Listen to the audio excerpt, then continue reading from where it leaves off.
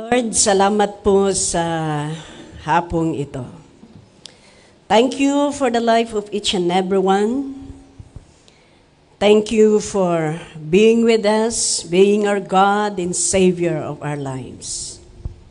We glorify and we magnify you as we continue to submit our faculties unto you. Occupy us, Lord, and give us your message. Speak to us, O God, and strengthen and empower us, nourish us with your word, so that we could be able, O Lord, to continue and go forward in our walk with you. Bless your people. Bless your word that we are about to hear this afternoon. Give us the understanding, the wisdom that comes from you, Lord, para maunawaan namin at maitanim sa kaibuturan ng puso ng bawat isa. Salamat po, Panginoon. Sa iyo po ang papuri sa pangalan ni Jesus. Amen and amen. Hallelujah! Mainit! Pero mas mainit sa impyerno. Praise the Lord. Kaya kahit mainit, ito din ay testing. Kung kahit mainit, ay umiinit pa rin tayo sa paglilingkod sa Panginoon. Amen? Praise the Lord. Kaya ang topic natin ngayon ay matatagpuan sa 1 Corinthians chapter 15 verse 58. Napakaganda po na ito po ay maulit-ulit na bersikulo. Pero ang katanungan ko, na-memorize ba ninyo? Na-memorize ba ninyo? Hallelujah. Praise God. Salamat po sa mga prayers ninyo sa 21 days na mission po natin mula po sa Thailand hanggat nag-part ways po kami sa Vietnam. At nagpatuloy po ako doon sa Singapore. 21 days with 6 nation. Sa dalawa is 4 ay 3 Sundays. More than 10 days with 4 nations. Talagang ginagawa ni Lord ngayon. And let's continue to pray for Laos. Ngayon, hindi natin linausan. Di natin linausan, kundi dinaanan na natin. Kaya salamat po sa mga prayers ninyo, sa support ninyo. I think Pastor Glenda reported our mission there. And we are praying that kailangang mai-follow up yun. Kailangang mai-follow up. Kagaya yung nangyari, karamihan po sa mga na-open na trabaho ng Panginoon. I was reminded when we opened the works in Shanghai before. Bishop went once, I think, in the, dito sa China. And I went to visit the new opening of Shanghai before. Then after me, Pastor Sonia went. And after Pastora Sonia, Pastora Dominga went. And kaya sunod-sunod yung pagkabisita. At I think maganda din na ganun ang gawin. And if you have friend in Laos or any part of Southeast Asia, then i-refer ninyo dahil nabuksan na. Sa Laos, kailangan ma-follow up yun. Kaya kung may gustong imbis na magbakasyon sa Pilipinas, kung kaya doon kayo na lang magbakasyon.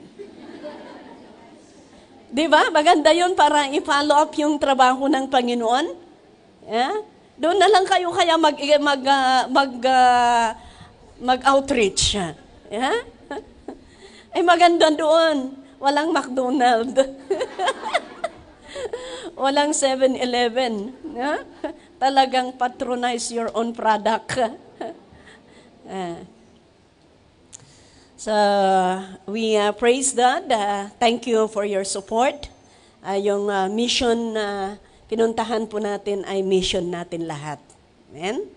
Kaya, may the Lord bless each and every one. And let's continue to pray and continue to support the work of the Lord. I just, katatapos ko pong nag-preach ng China, Shanghai anniversary. And that is what I reminded them to support the work of the Lord sa pamamagitan ng panalangin. Kaya sabi ko sa kanila, itong theme natin, yan ang ipipreach ko. Pero, huwag ninyong sabihin na hindi applicable sa inyo. Dahil hindi kayo makalabas, hindi kayo maka-evangelize because of your situation. Pero hindi yan ang dahilan na pwede niyong idahilan para kontento lang kayo sa ginagawa ninyo. Yeah? Our theme is to preach the Word of God, to heal those who are sick, and to support the work of the Lord. Yeah? And you can do that with your prayers. If you cannot go out, then you can pray. Yeah? If you cannot go and evangelize, then you can support. Di ba? Hindi sila makalabas, hindi sila maka-evangelize. Because nga, ang sitwasyon nila na, ano yan? Namumonitor sila. Yeah? Face sensor noon. Pero ngayon, feature. Kaya alam nila daw kung Asian yon or yung feature ng tao ang nasisensor nila. Namumonitor nila. Hindi lang face. Noon, nakamas sila. Nakasombrero pa. Pero, dahil ganun, ang hinanap uli nila, yung feature na naman. Yan naman ang minomonitor nila. Kaya, ang iba, magdamit na lang ng makapal para tapos magdamit ng ibang siguro agbado dan tikas labadon ti Chinese tapnuhan dan nga makuha iti daduma. But anyway, that is a part of the Lord's coming. Amen? Pastora Glenda just said a while back, umiiba na ang nangyayari sa mga gadget, sa mga Facebook, sa mga YouTube. That is a part. You know? The enemy is trying to distract everything na ginagamit lalong-lalo na lalong-lalo na ang masigasig na naglilingkod sa Panginoon. Dumating yun sa isipan ko, sabi ko. Kasi sabi nila, one time, sabi nila, bakit kung sa Asia okay naman, kung sa ibang kwan okay naman, bakit sa pitch ng Hong Kong, bakit ayaw? I don't know what day is that. Friday? Oh. Okay naman ang iba, bakit yung page natin ang ayaw? namang violation doon. That's why I came to my mind, I tell you, kung marami kang ginagawa, i-distract ng kaaway. Kaya yan, pumasok sa isipan ko, ang topic natin ngayon, undistracted servant. Hallelujah. Kaya, sa mga pangyayari sa buhay natin, matagal ka man na nananampalataya or bago ka, what matters today is, hindi tayo magpa-distract. Hindi tayo magpa-distract. Kaya itong verse natin, sabi niya, conclusion. Conclusion ang nauna eh. Sabi niya dito, therefore, my dear brothers and sisters, maganda ang version na ito dahil brothers and sisters. Ang ibang version, wala yung sister, no? Stand firm. Sabihin mo sa katabi mo, stand firm. Let nothing move you. Ito, nothing will distract you. Let nothing move you, sabi niya. Anong gagawin natin para hindi tayo ma-distract? Always give yourself fully to the work of the Lord. Always give yourself fully to the work of the Lord. Makikita natin mamaya kung bakit kailangan always give yourself fully to the work of the Lord. Because kung lalagyan mo ng puwang yan, may mapapasukan ng kaaway. Because you know that your labor in the Lord is not in vain. Our motivation in doing the work of God is because, sabi niya, your labor in the Lord is not in vain. Yung ginagawa natin sa ating Panginoon, yung serbisyo natin, hindi ito nasasayang. Amen? Hallelujah! Kaya tuloy lang ang paglilingkod. Okay, let us see some examples na alagad or tao ng Diyos na hindi nadidistract. Tingnan nga natin. Let's open our Bible, Matthew chapter 15, verse 21. This is the Canaanite woman. Tingnan nga natin, hindi madidistract yung faith niya. No? Bantayan mo yung kapatid mo, baka nadidistract yung tulog.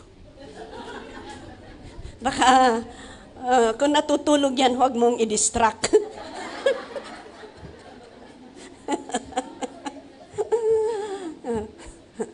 Naunawaan ninyo ang sinabi ko? Kayo, you have the wisdom of God. No? Okay, basahin natin. Leaving that place, Jesus withdrew to the region of Tyre and Sidon. Next verse. Kayo naman ang magbasa.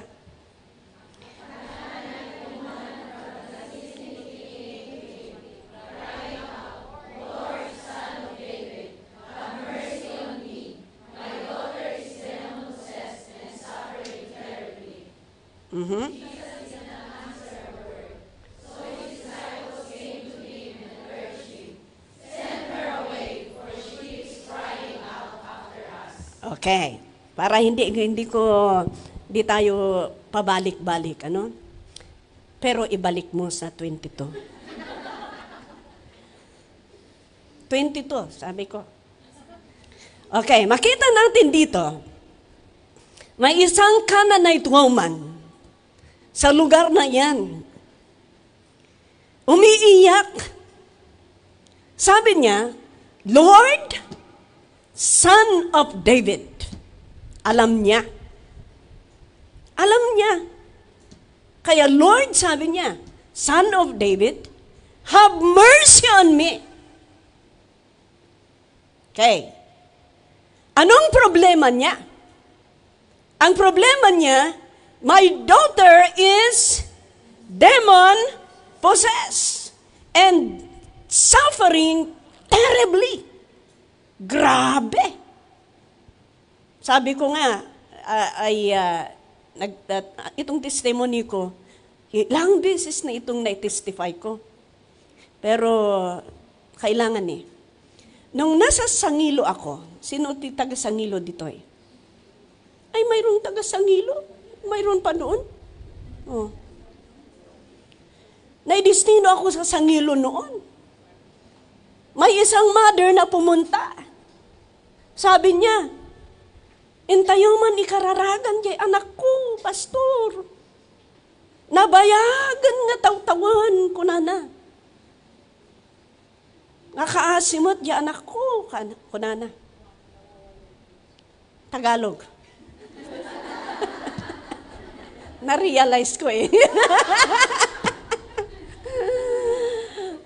Pastor, puntahan nga natin ang anak ko dahil ilang taon na siya po ay sinasapian ng sinasaniban.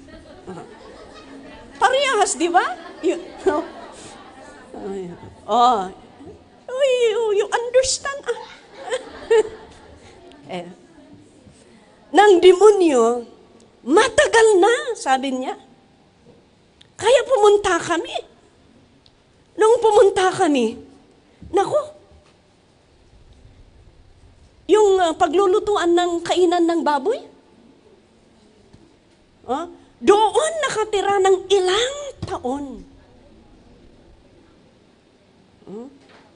Nung pumunta kami doon, wala, mahirap, nanalangin kami pero mahirap.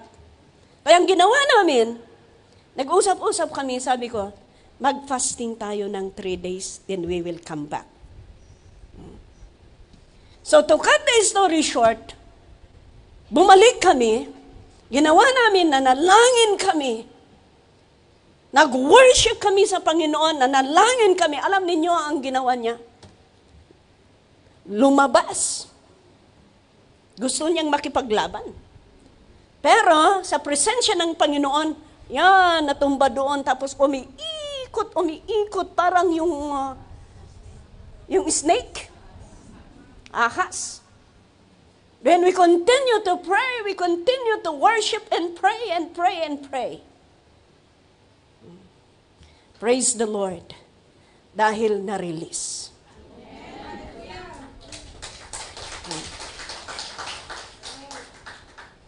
We thank the Lord because until now, yung matanda na yan, nagpapatuloy na naglilingkod kay Lord.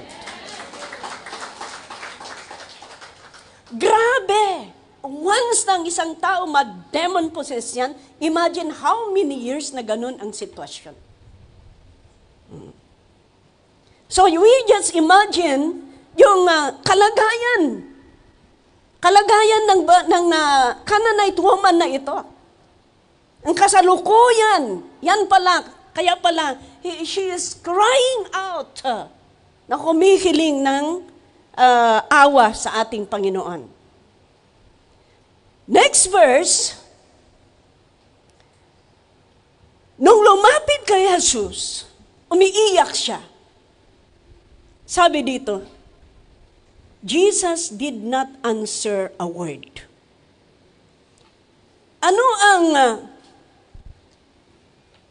Ano ang reaksyon ninyo kung humihingi ka, hindi man lang nagtatagari? Hindi man lang umiimik? Para kang nagsasalita ng hangin. Ganon. Nagsasalita ng hangin, ibig sabihin, wala kang kinakausap pero nagsasalita ka. Hindi mahangin. Iba yung mahangin. Alam niyo ang mahangin? Ma-pride. Ganon. Kaya kung may sasabihin nila, adaman nanday tatang, nandyan na naman ang mahangin. Alam mo na. Ayan. So his disciples came to him and urged him. Dumating din ang mga disciples. Ano ba naman itong klaseng disciples na ito? Sabi nila, hindi nga umiimik si Jesus. Nandoon yung babae humihiling ng tulong. Hindi umiimik si Jesus. Dumating na naman ang disciples. Sabi nila, send her away! For she keeps on crying after us. Palisin mo siya. Paiyak-iyak, isturbo. Siyempre, ganun yun. Ano ang nangyaring susunod? Next verse. He answered. Si Jesus na naman. Nagsalita. I was only sent to the lost sheep of Israel. Sabi niya sa babae, nagsalita nga siya after yung sabi ng mga disciples na paalisin mo. Nagsalita si Jesus, sabi niya, nasugo lang ako para sa mga nawawalang tupa ng Israel. Ibig sabihin, you are not included to my mission. Parang ganun. Imagine that. Kaharap mo. Humihingi ka, hindi umiimik. Pagdating ng mga kasama na, disciples, palisin mo siya. Tapos nung umimik siya, sabi niya sa iyo, hindi ka kasama sa aking misyon. Grabe, ano? Pero ano ang nangyari? Next. The woman came and knelt before him. Lord, help me, she said. Kahit ganon, mas lalong lumapit ang babaeng ito. Siya po ay nag-kneel down at sabi niya, Lord, help me. Hindi siya nadismaya, hindi siya umalis. Bagkus ang ginawa niya, mas lalong lumapit at nagpakumbaba, humingi ng tulong. Alam ninyo kung bakit? Alam niya kung sino ang kanyang nilapitan. Amen. Kilala niya ang Panginoon na ang Diyos ay pwedeng gumawa ng milagro para sa kanyang anak. Kaya kahit ganun ang sitwasyon, hindi po siya na-distract, hindi po siya na-dismaya. Next verse. He replied. Ito na naman. He replied, it is not right to take the children's bread and toss it to their dogs. Nandyan nga ang babae, humihiling ng tulong.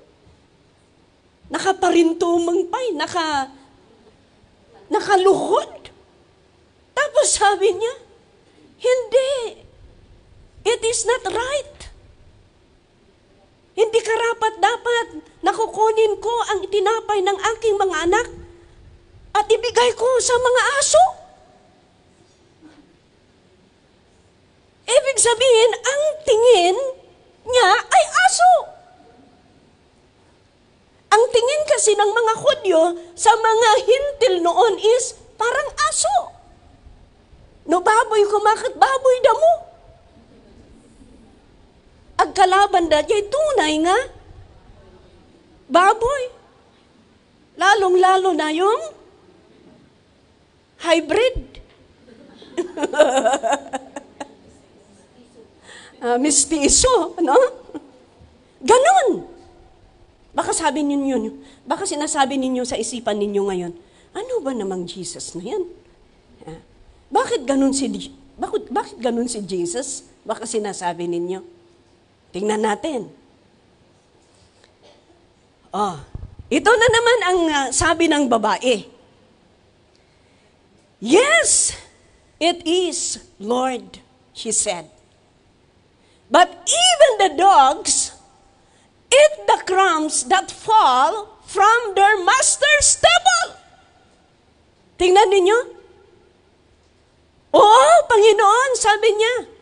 Pero, kahit yung mga aso, kinakain nila ang mga pagkain na nahuhulog mula sa lamisa ng kanilang amo. O, tingnan ninyo. Pinaglaban niya kahit sinabing aso, pero yung aso nandoon pa rin sa loob ng bahay. Kung minsan pa nga nasa kama ninyo.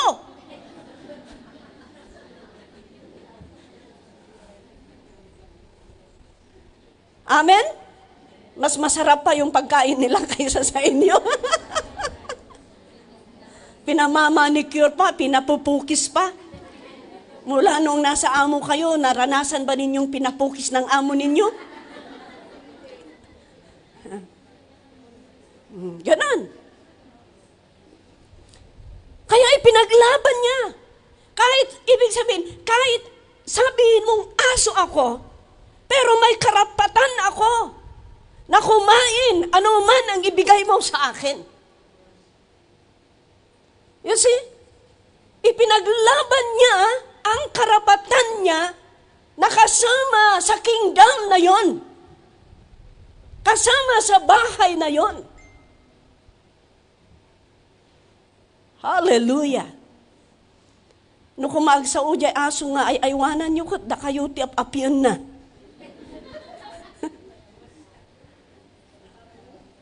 Wana. Ijay sabi kong, alam niyo may member tayo ng weekdays noon. Ang daming alaga nila na aso. Pero yung aso nila may service. Imagine that, may service ang mga aso nila. Binuksan lang ang sasakyan, papasok ng aso. Punta na sila doon sa mountain, mag-walking. Imagine that, mag-walking. May sariling sasakyan. Mayroon pa silang simenteryo sa loob ng bahay. Bawat aso mo na namatay, may pangalan. Oo, doon sa noon, sa Saikong, pinuntahan nga namin eh. Yan. So makita natin dito, ang Canaanite woman na ito, talagang pinaglaban niya. Yeah? Hindi siya nadismaya, hindi tumalikod, hindi nag-give up. Talagang pinaglaban, hindi na-distract ang kanyang pananampalataya. Sabihin na lang natin. At dahil ganon, tingnan natin, verse 28. Ito na. Then Jesus said, tingnan ninyo di ba tinisting ni Jesus ito? Hindi umiiyak, hindi umiimik. Tapos sabi niya, hindi pwede yung tinapay ng tupa ko, anak ko, ibibigay ko sa mga aso. Yeah? Ganon. Tapos sabi niya, hindi ka kasali sa aking misyon. Di ba? Ganon? Bakit? Tapos, kaya ito, noong nakita ni Jesus na hindi madidistract yung pananampalataya at serbisyo itong babaeng ito. Tingnan ninyo. Then Jesus said to her, "Woman, you have great faith." Tingnan ninyo, si Jesus mismo ang nag-appreciate sa woman na ito. Dahil kailanman hindi na dismaya, hindi na distract, bagkus mas lalong lumapit sa ating Panginoon. At sabi niya dito, your request is granted. And her daughter was healed at that moment. Hallelujah. Tingnan ninyo. Kaya may resulta. Hindi at hindi natalo ang kanyang pananampalataya. At ang kanyang hinihiling, it was granted. Amen? Kaya sana, magkakaroon din tayo ng Canaanite faith. This woman, this faith of Canaanite woman. Amen? Palakpakan natin ang Panginoon. Okay. Another example. Kaya, picturein natin ang sarili natin. Lalong-lalo na yung mga madaling madidismaya. Kaunti lang bagay na dismaya na. Hindi lang inismailan ng leader niya. Nadismaya na. Dagita agapos-apos. Ang agapos-apos daw, sabi ni, sino nagsabi? This is the time of apostasy. Maraming apos-apos.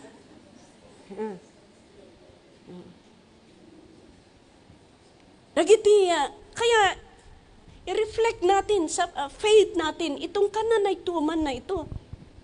Lalong-lalo na this time, that the enemy is trying to distract us in our faith. The enemy is trying to dissuade us from our service to the Lord.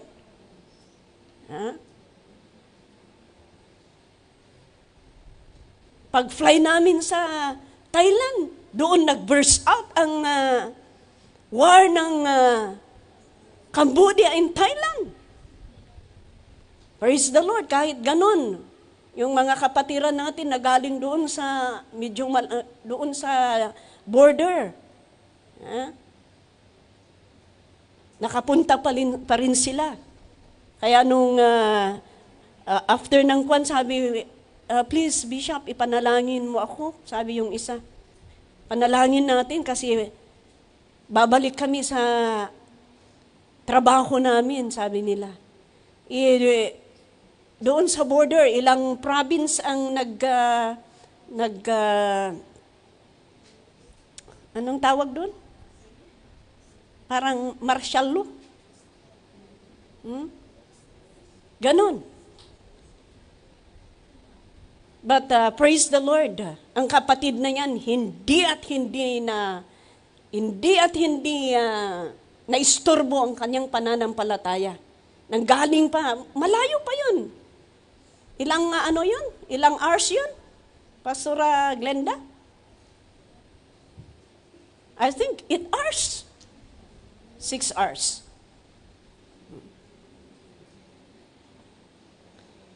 Pero pumunta pa rin, nakipag-anniversary. Hallelujah. Tayo, walang 6 hours na pinanggagalingan natin. Ilan ang pinakamalayo? 1 hour? 1 hour lang pinakamalayo siguro. Sa kanila, 6 hours, 8 hours. Si Brother Edwin, 8 hours. Si Brother Edwin, 7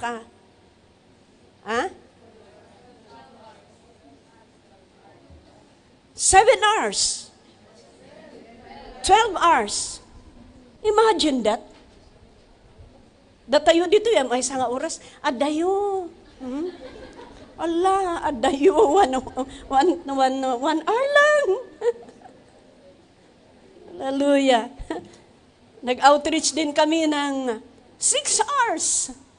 Pero magandang tulugan. No, makadanon ka, nasakit mo tibagi. Tanakulog-kulog. Parang maganda, nakahiga ka lang. Pero after that, kaslamat na malmalo, tibagimat lang. Kasi nagaganon ang sakyan eh. Yeah. Hallelujah. Praise the Lord.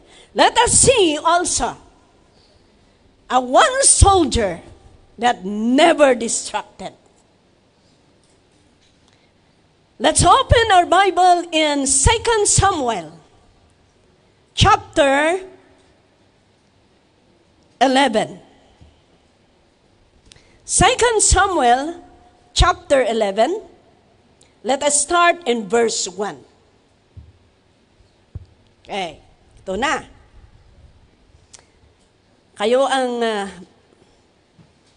maunang magbasa. 1, 2, 3.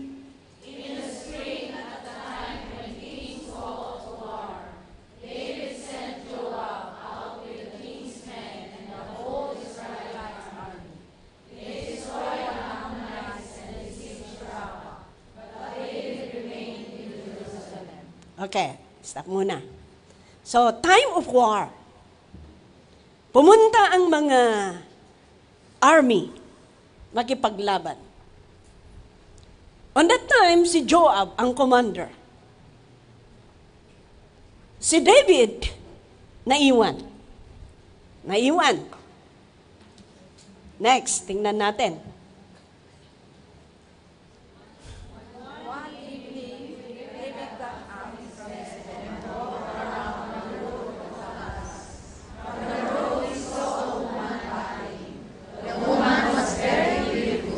Okay. Naiwan siya. Nagpapahangin. Nagpapahangin. Nakita niya si the woman. The beautiful woman. Siguro kagaya na sa ang sitwasyon siguro, siyempre, bahay ng palasyo, Tapos, yung mga servants niya, medyo maliliit. Tapos, open siguro yung banyo. Di ba? Kagaya na sa probinsya. Walang cover. Yeah? Basta nakubong nga kastan, okay na. Nandun pala si David sa taas. Doon sa rooftop. Kaya kung may war, huwag kayong magpapaiwan. Nagpaiwan siya eh. Tapos pa-relax. Tingnan ninyo. Pa-relax. Pahangin-hangin. Ano ang nangyari? Ang mata niya kinapture. Nakita niya yung beautiful woman. Beautiful. Alam niyo kung magtrabaho ng kaaway, kahit hindi beautiful, magiging beautiful. Oo. Kahit hindi gwapo, parang gwapo. Ganun ba? Kasi pwedeng baguhin ang kaaway yung paningin mo. Amen? Pero beautiful, sabi niya dito. Kaya maniwala tayo na beautiful. Alangan naman na sasabihin natin na pangit siya, pero sabi niya na beautiful. O yung King Pang nagsabing beautiful eh. Next verse.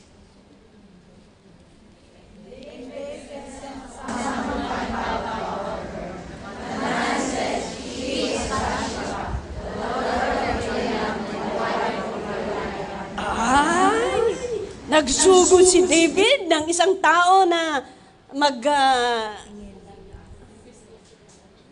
ano yan? Mag-imbestiga. Kaya pumunta siya. Nalaman niya, ang beautiful na yan ay si Bathsheba, ang asawa ni Uriah na pumunta sa labanan. Tao ni Joab ito. Kaya I believe that he is one of the officer. Tingnan natin. Ano ang next?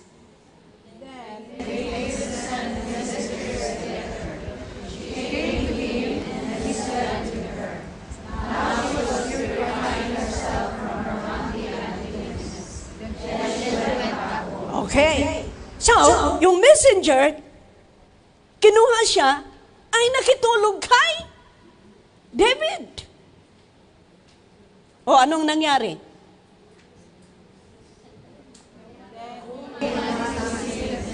Nagkabuntis si Bathsheba. Umuwi siya. Umuwi siya. Then after, how many days?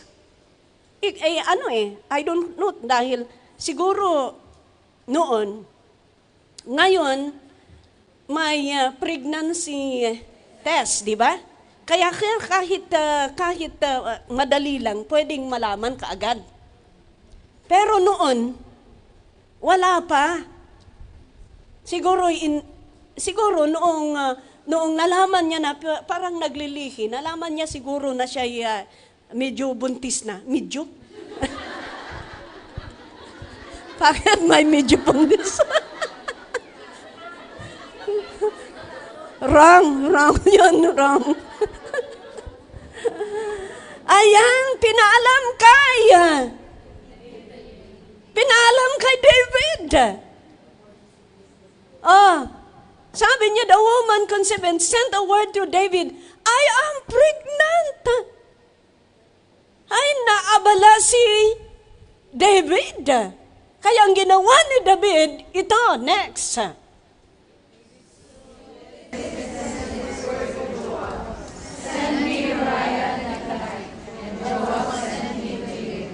Next.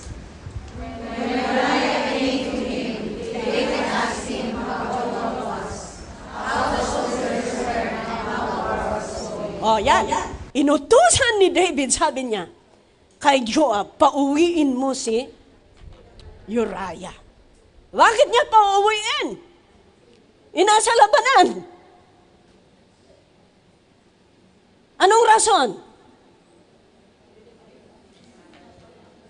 Para makuburan yung ginawa niya. Ganon ang ginagawa ng kaway. Pero, ang simula nito, naiwan siya. Hindi sumama. Hindi naging busy. Pa-relax. Kaya yan, na-catch up ng kaaway yung kanyang atensyon. Pauwiin mo si Uriah. Tapos pagdating ni Uriah, sabi ni David, kamusta si Joab? Ayan. Kamusta yung mga sundalo? Ano ang nangyayari na sa war? Ay, siyempre naman, agindadamag kamat atapnuan nga madlaw. Ganon. So, next.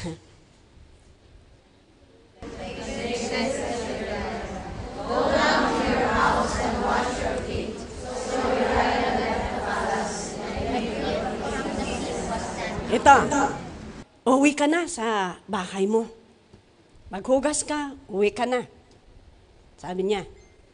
Pero umalis si Uriah na may ibinigay pa yung king na gift. Pangay-ayo mo ta. Pangay-ayo. Para naman malibang ba? Ganon? Yan. So, ang susunod, ano ang ginawa ni Uriah?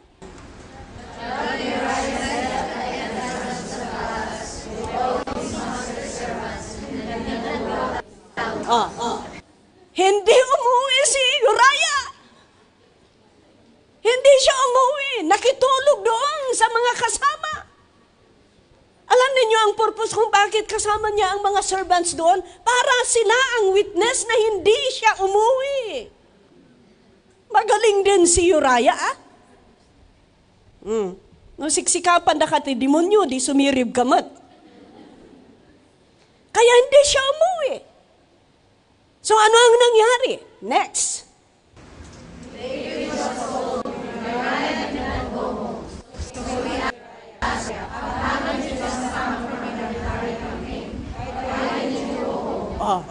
Saan na nalaman ni David, sabi niya? Kay Uriah, Kagagaling mo lang sa labanan. Bakit hindi ka umuwi? Parang there is something talaga, ano? Parang sa tingin mo, totoo yung concern niya kay Uriah. Pero sa katotohanan, may tinatakpan. Ganon. Bakit hindi ka umuwi? Kagagaling mo lang sa labanan. Bakit hindi ka umuwi? Sabi niya. Noong next, nagdadrama tayo dito Istorya. Pero tunay ito, tunay.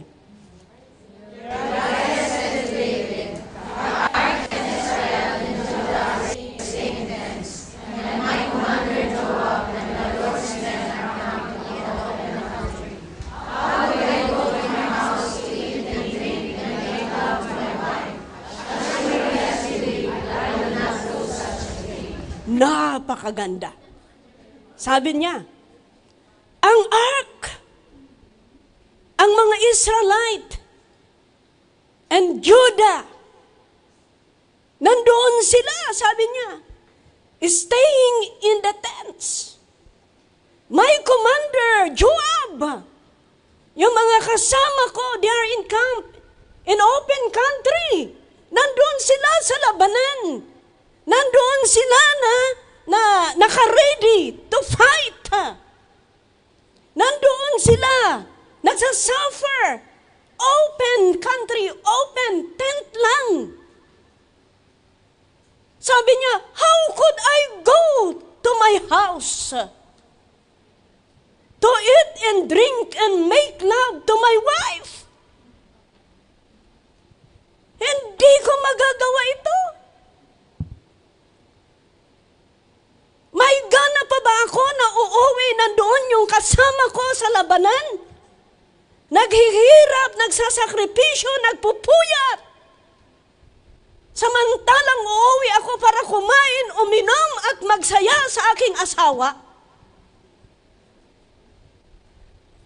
Sabi ni Uriah, as surely as you live, I will not do such a thing. Ganito ang ugali ng isang sundalo na hindi na didistract kahit anong gagawin ng kaaway.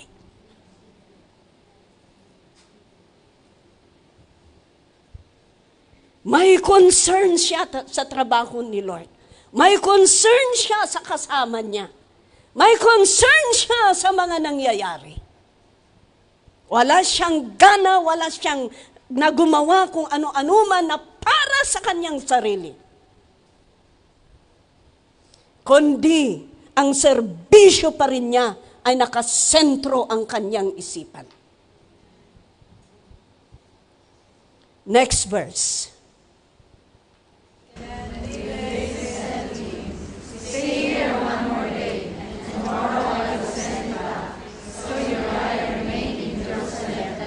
Tingnan ninyo, sabi ni Uriah, hindi ko magawa yan, King David. Tapos, nung hindi na konbensi ni David, ang next na ginawa niya uli, sige, mag-stick ka dito ng 1 day more. Tingnan ninyo, baka yung 1 day more, natitempt na kayo. Pinaglamanan na ninyo yung nakaraan. Pero may next strategy. Sabi niya, stay here and 1 more day. And tomorrow, I will send you back. So Uriah remained in Jerusalem that day and the next day. Tingnan nga natin kung ano ang next. At David's invitation, sige kayo. At David's invitation, he ate and drank with him, and David made him drunk. But in the evening, Uriah went out to sleep on his mat among his master's servants. He did not go home. Ito ang ginawa ni David, binartok na. Pero tingnan natin dito. Medyo nga nag-materialize si David, pero hindi niya na-distract ang serbisyo ni Uriah. Yeah?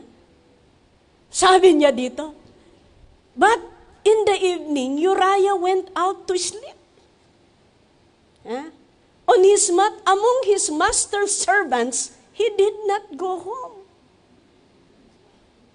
Amo yung kunada, no agawid ka no dagi jay, medyo nakakainom. Agawid dakat aramidan dati kayat da. Ngamday tuyhan nga nagawid. Naturog. Ako na maturog akta dati pigsak no bigat ako. Parang ganun, matutulog ako para may kalakasan akong babalik sa labanan bukas. Hindi pa rin umuwi. Siguro, kahit si Bathsheba, inaantay. Baka pinagsabihan din ni David na, nandito yung asawa mo. Ewan ko kasi walang telepono noon. Walang telepono. Siguro may servant yung anong tawag doon? Yung messenger. Yeah. Ganun. Ewan ko kung may, siguradong ganun. Yung hari pa ang sabi mo. No? So, hindi natulog. Next. In the morning, ako nang magbasa. Okay? In the morning, David wrote a letter to Joab and sent it with Uriah. Tignan ninyo ito Dahil hindi nakuha ni David, gumawa uli ng another strategy. So sumulat siya. Pinahawak kay Uriah. Ano ang nilalaman yung sulat na yon? Tingnan nga natin, basahin natin. And he wrote, sabi niya, put Uriah, ito ang nilalaman ng sulat. Hindi alam ni Uriah ito Put Uriah out in front where the fighting is foresees. Ilagay mo si Uriah doon sa harapan ng bakbakan. Then withdraw from him so he will be struck down and die. Dinidemonyo talaga.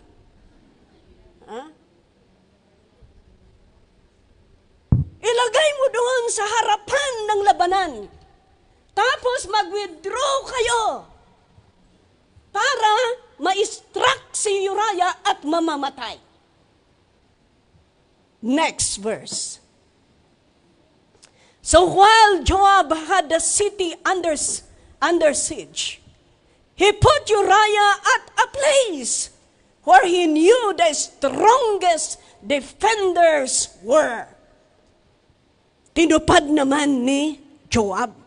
Siyempre si Joab, hindi niya alam ang plano ni Kwan. He is just obeying the commander-in-chief. Next verse. When the men of the city came out and fought against Joab, some of the men and David's army fell. Moreover, Uriah the Hittite died. Namatay si Uriah. Tingnan ninyo mga kaibigan. To si Uriah ilang strategy. Pero hindi pa rin nag-give up sa kanyang serbisyo bilang isang sundalo. Doon pa rin sa labanan ang kanyang isipan. Kahit ino-offer ni Aring David ang masayang buhay, ang madaling buhay, pero hindi niya ginawang opportunity yon. Kundi ang nangyari, ang ginawa niya, hindi pwedeng papasok sa kanyang konsensya na siya ay gumagawa ng masayang-masaya doon, samantala ang kanyang mga kasama na sundalo ay hinaharap ang kaaway sa labanan. Ganun si Uriah. Another thing that you could see, tingnan ninyo, si Uriah, hawak niya ang certificate of death certificate niya. Hinahawakan niya ang sulat na nagsasabi, ilagay ninyo si Uriah doon para mamamatay siya. Sa ating buhay, hindi natin alam kung ano ang mangyayari sa kinabukasan. We are just carrying out our death certificate. Pero alam natin na kung tapat pa rin tayo na naglilingkod sa Panginoon, hindi tayo pababayaan. Kung inalaman ng Panginoon si Uriah na namatay, makita natin ang kanyang serbisyo, sumubo pa rin, nakipagbakbakan pa rin, nakipaglaban pa rin. Doon sa gitna ng labanan, siya'y namatay at hindi nag-give up. Hindi siya nag-give up. Hindi siya nag-back out. Hindi siya umuwi. Bagkus sa kalagitnaan ng labanan, doon siya namatay. At sabi ng salita ng Panginoon, let us serve the Lord until death. Amen? Hallelujah. Ganun ang maglingkod sa Panginoon. We are called soldiers of God. Kung tayo soldiers na sinasabi ng salita ng Panginoon, ibig sabihin, we are facing many wars against our lives. But don't back out. Continue to fight. The fight of faith. Huwag tayong mag-give up sa ating ginagawa, sa ating serbisyo na ibinigay ng Panginoon sa harapan natin na dapat natin gawin.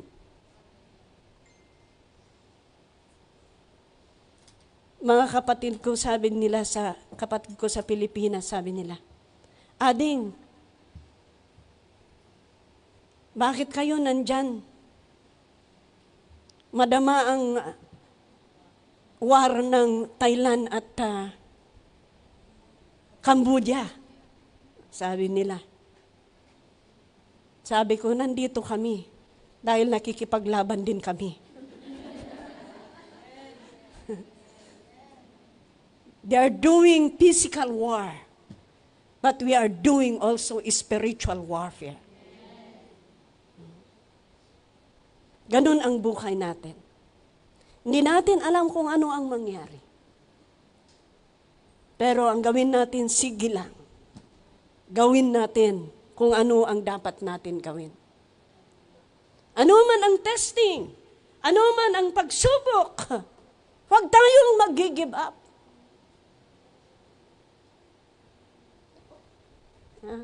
Huwag tayong mag-give up. Dahil alam at alam natin, basta alam at alam natin ang ginagawa natin para sa Panginoon, don't ever give up. Let us serve God to the point of death, and God will reward us. Amen? Maraming mga pagsubok na dadaanan natin. Iba-iba, alam ko yan. Bawat isa sa atin, sinong walang pagsubok na dinadaanan dito? May I see your hands? Tingnan ninyo, wala. Iba-iba lang ang magpagsubok natin. But praise the Lord. Yan ang kagandahan na nasa Panginoon tayo. Yan ang kagandahan na tayo ay lumalim sa kaalaman sa salita ng Panginoon dahil kahit anong pagsubok na dadaanan natin, alam natin kung ano ang kakapitan natin. Kaya kahit anong mangyayari, sige, tuloy pa rin sa serbisyo. Amen? Kaya napakaganda yung mas lalo tayong lulapit sa Panginoon, mas lalo tayong kakapit sa Panginoon dahil hindi natin alam ang nangyayari. Sabi ko nga ang testimonyo ko. Kung minsan na nandoon pa rin yung feeling ng our human being, na parang pagod ka na, parang ka na, pero always na bumabalik yung salita ng Panginoon. Kaya yan ang kagandahan ng salita ng Panginoon na nalalaman natin. Yung pangako ng Panginoon. Nung nasa Europe ako, biglang nakatanggap ako ng sulat, ay text na namatay yung kuya ko. Iba pala ang feeling mo, talaga. Lalong-lalo na, mas okay. Yung tatay ko, at least binantayan ko yung tatay ko before na namatay. Pero yung nanay ko, hindi ko din nasambot, pero at least gumawa ako ng, nag-record ako. Nag-record ako na pinakinggan niya bago namatay. Yan. Pero yung bagay, yung time na walang kahit katkikit na expectation na mangyayari, wala kang naisip na ganun. Kasi ang kuya namin, siya ang pinakabata sa 4 na brother ko.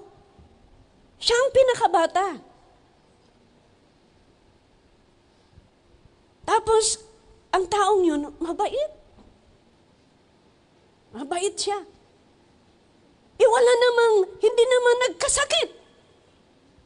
Hindi naman nadala sa hospital. Biglaan yun. Natesting din ako dahil sabi ni Pastora, uuwi ka? Sabi niya sa akin, si Bishop Richard. Sabi ko, umuwi na nga eh. Hindi ko na madadatnan. Umuwi na. Tuloy pa rin ang serbisyo sa Panginoon. Natetesting tayo. But the good is, we always go back to the Word of God.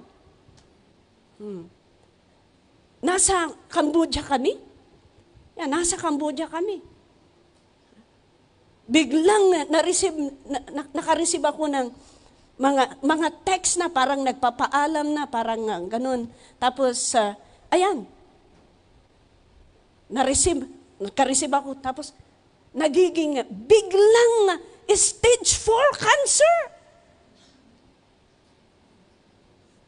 Cancer, stage 4, stomach cancer. So nga, please, good. Please, I will get this opportunity na i-remind sa atin lahat. Please, take care yourself.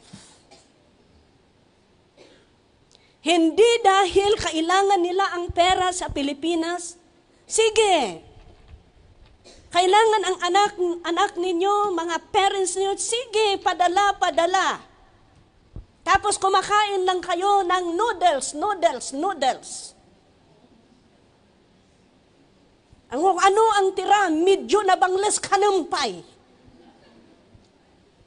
Para mayroon ka lang ipadala sa Pilipinas, please take care yourself. Ang kalusugan, ito ang tunay na kayamanan. Nag-start din dito. Ang kapatid kong yan. Dahil single mom, padala, isupay.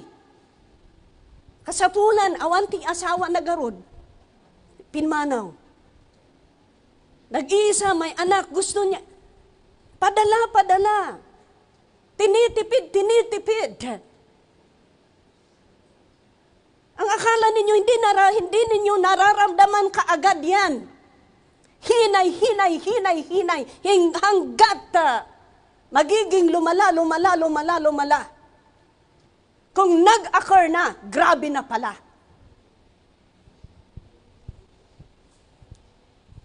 Kaya mas lalo na ngayon. Ngayon, ang kanyang sitwasyon, wala na talaga. Hindi makapagtrabaho. Stage 4, stomach cancer. May tube, doon siya kumakain. She just started her chemo last Saturday. Ang second chemo niya, September 3. 8 session yan. 4 na buwan. Before yung major na surgery niya. Sa kanyang sitwasyon, wala na. Mas lalo siyang walang trabaho. Walang magawa. Kaya please lang, this is a reminder to each and everyone. Huwag ninyong pabayaan ang katawan ninyo. Nandito tayo nagtatrabaho. Kung po pwede. Alam ninyo, hindi naman kailangang masarap ang kainin. Dahil sa katotohanan, lahat ng masarap nagbibigay ng ano yan. Hindi healthy yan. Yes. Kasi ang nagpapasarap, mga ano yun. Mura naman ang mga vegetables. Uray, boil. Bakit ako pumunta doon? Please take care yourself. Okay? Kaya, please include my sister sa prayer ninyo. She just texted me this morning and she said, nagpa-check up ako kahapon, follow up ko. I'm still suffering. Sabi ng doktor na kailangang pilitin ko ang sarili kasi talagang pumayat na ako at palagi akong nagsusuka. Palagi akong nahihilo. But I'm still hoping for the miracle of God. Miracle ng Panginoon. Kaya sabi ko, yes, may awa ang Diyos. We are here. You are surrounded with prayer. But kahit pa man yan, whatever the will of God, let it be done. Amen? Let it be done. Kasi pati din siya, hoping for a miracle. But I always remember when I give my life to the Lord in full-time ministry. Isa lang ang hiling ko sa iyo, Panginoon. Sabi ko kay Lord, ang hinihiling ko sa iyo, kaligtasan ng aking pamilya. Every time na may kinukuha ng Panginoon sa pamilya namin, ang kagalakan ko na i-ensure ang kanilang kaligtasan. Kaya, many testing in our lives. But the good thing is, we came to know the Word of God, the promise of God, na doon tayo humuhugot ng kalakasan. Aaminin natin, sometimes we feel na para tayong pagod. Sometimes, adadjay panagdanag. But we thank the Lord, always go back to the promise of God. Amen? Nag-review kaktimay sa nga kwanta. Biglang sumulpot sa isipan ko. Sabi ko, namatay ng nanay namin noong February 12. Tapos, February, March, April, May, 9, namatay na naman yung kuya ko. Tapos, May, June, July, August, bigla naman nagka-cancer yung kapatid ko. Sabi ko, in Jesus' name, Parang every 3 months na may nangyayari. Parang every 3 months, talagang rini-review ko yan. Parang hindi pa kami nakakaraos na doon na naman. But we praise the Lord. Palagi kong sinasabi, rini-remind ang aking kapatid, God has a plan. God has a plan. Kaya mo yan, kaya inalaw ng Panginoon. Kung hindi mo, kung ialaw ng Panginoon na kunin ang buhay mo, ang importante naka-ready ka. Naawa ako sa kapatid ko dahil pati yung anak niya. Sumasakit ang ulo dahil, siyempre, sa puyat at sa kakwan. Yung mga kapatid kong iba, hindi sila makapunta na magbantay sa kanya dahil mga seniors din sila. No medyo agpanpanatang dahil hindi pwedeng pupunta doon. No agoy-uyak dahil hindi pwedeng pupunta doon because very, very sensitive. Yung light sa atin, maano na sa kanya, delikado na sa kanya. Kaya, but praise God, the Lord is our strength. Amen? In Proverbs chapter 3, verse 5 to 6. Sabi niya dito, trust in the Lord with all your heart and lean not on your own understanding. In all your ways, submit to Him, and He will make your paths straight.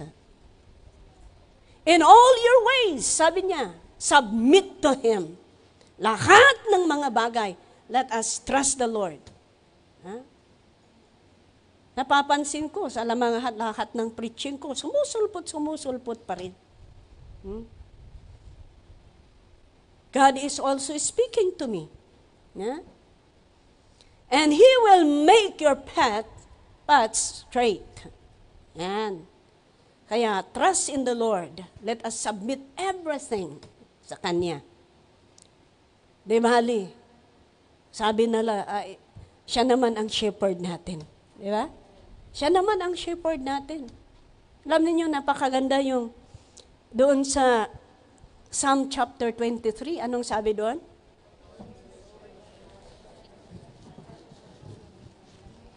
I would encourage us to memorize this.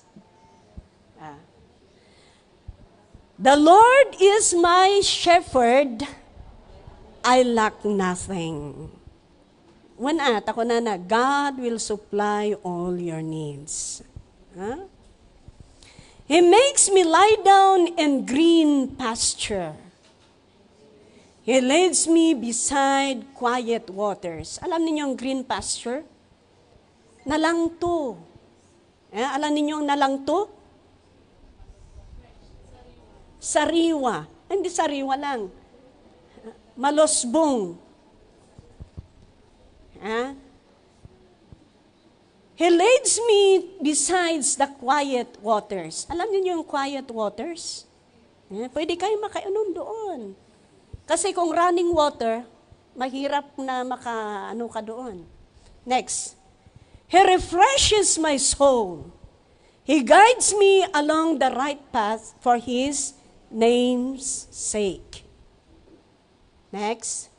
Even though I walk through the darkness valley, I will fear no evil.